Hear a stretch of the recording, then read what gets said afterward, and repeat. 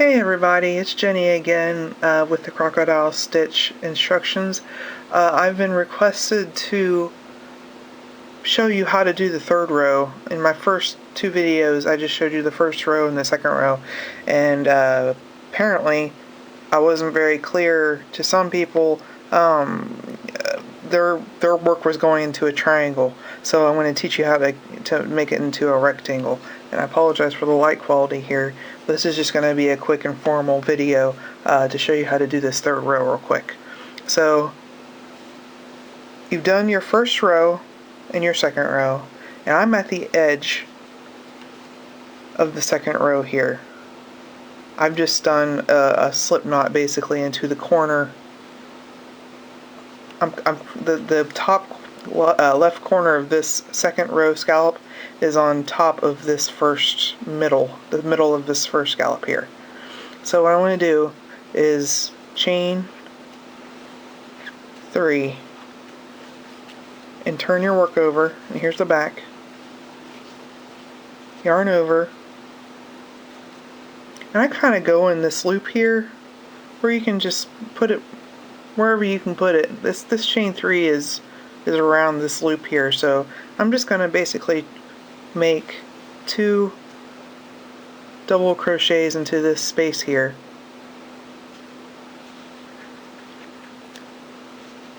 I'm going to chain 2,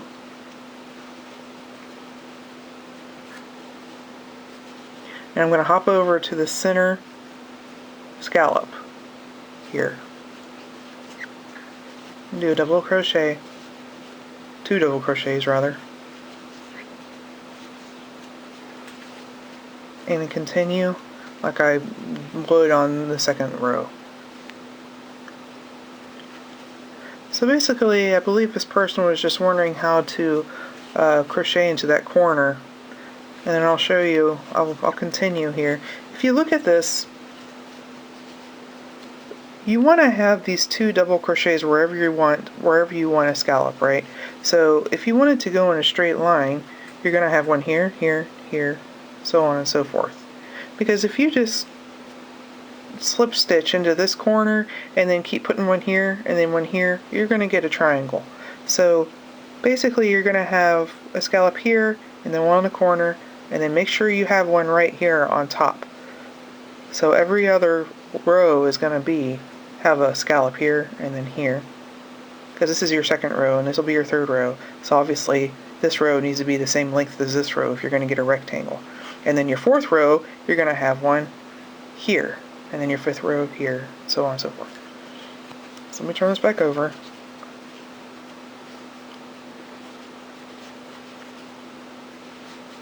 And don't feel stupid or, like a beginner or anything like that because you didn't get it. Believe me, this is pretty tricky if you are just starting out, or maybe my instructions just weren't very clear. So don't think that I'm laughing at you, because I'm really not. I mean, it took me a few tries to get this whole stitch down pat before I even felt comfortable making a video how to do it.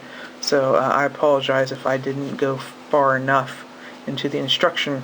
So I hope you can forgive me for that. So I'm still going, crocheting 2 double crochets, chain 2, going to the center here, double crochet,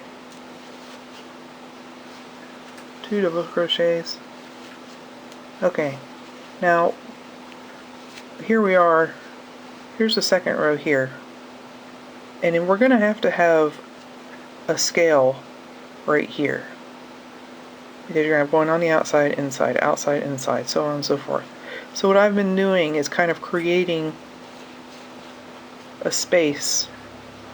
I'm going to chain 2, and I kind of create a hole. There's kind of a hole right here. I'm just going to go inside of that and do 2 double crochets. I'm kind of inventing a space to put these 2, okay? So I have 2 double crochets here. Now what I want to do is just chain 1, and then into this first double crochet, we'll crochet in there 5 double crochets, just like I did on the second row, and how you will do on every row. There's 3. Nope. Yeah, there's 3. 4, 5. Chain 1, and turn your work back over. You're going to try to chain it, like turn it on the side, bend this down, yarn over. I know I'm really going fast here. I don't want to take 10 hours to upload this video like it did on the other ones. So I'm going to try to quickly go through this. Here's 1, 2, 3,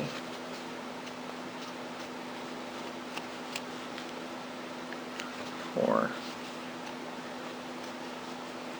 You found probably if you start running out of room, it starts to get really bunched up, just push these down. That's no problem. 5. Okay, so as you can see, you have 1 here. So you're going to have 4 on the first row, 3rd row, 5th row, 7th row, so on and so forth, and you'll have 3 on the 2nd, 4th, 6th, so on and so forth. So let me do a couple more, just for good measure. Yarn over, and I'll skip this one, right? I'll go to this one.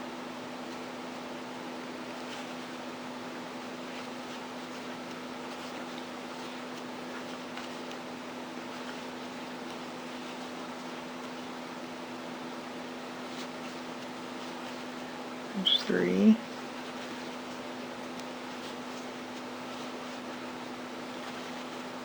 4.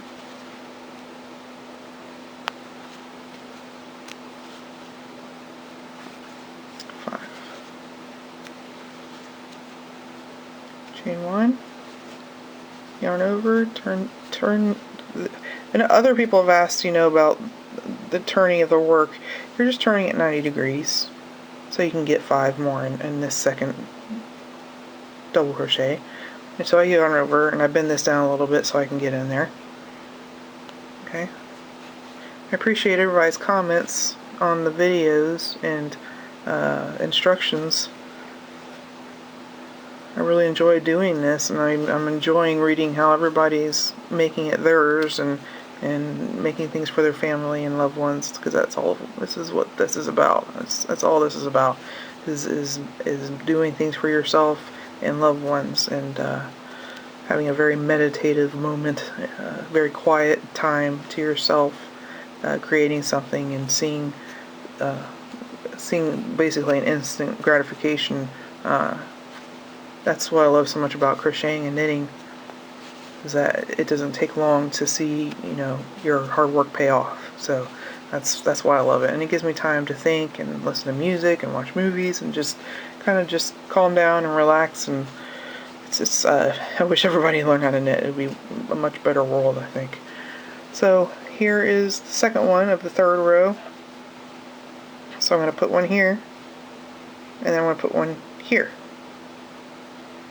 And then what you can do is you can chain 1, or you can chain 2, however many you want. And then you're going to put a scale here. I'll go ahead, just for good measure and not confusing you, I'll finish this row and turn. So then you'll have the 4th row, and that should be good.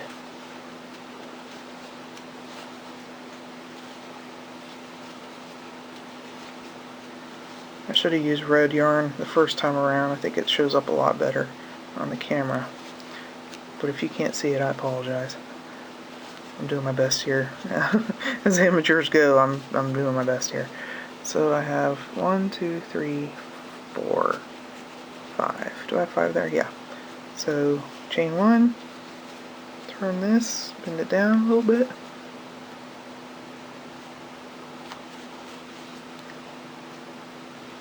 Gets a little cumbersome in the tight spots, so just relax and pull it out if you need to and try again.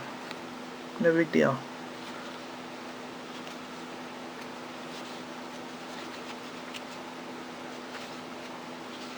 There's 3, 4. And I'm really pushing these down every time I do a stitch. 5. Crap. My camera just fell. You saw my computer.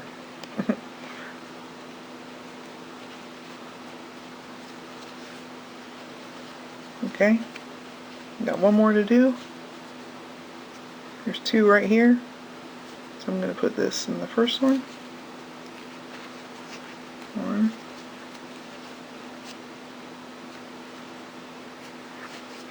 2.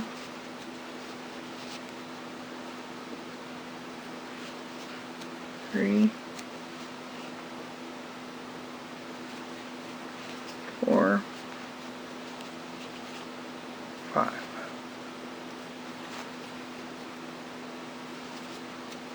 Chain 1. And then the second double crochet is kind of hard to see there, but it's right here.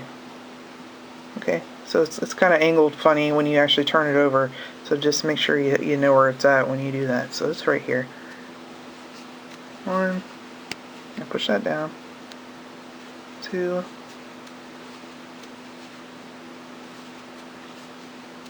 3, 4, and 5. Okay, so turning over, and there's my third row. You can straighten that out however you want. Now to go to the fourth row, we're going in, we're going to be putting one right here, okay? So I have my last scale. I just did my last 5th double crochet. I'm going to turn this over, and I'm just going to like chain 2, I'm going to yarn over, and since I need a scallop above this one here, right?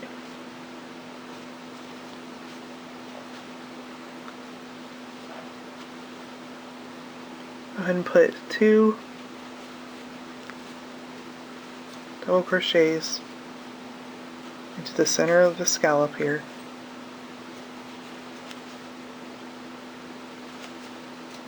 Chain 2. Put this in the center of between those 2 scales.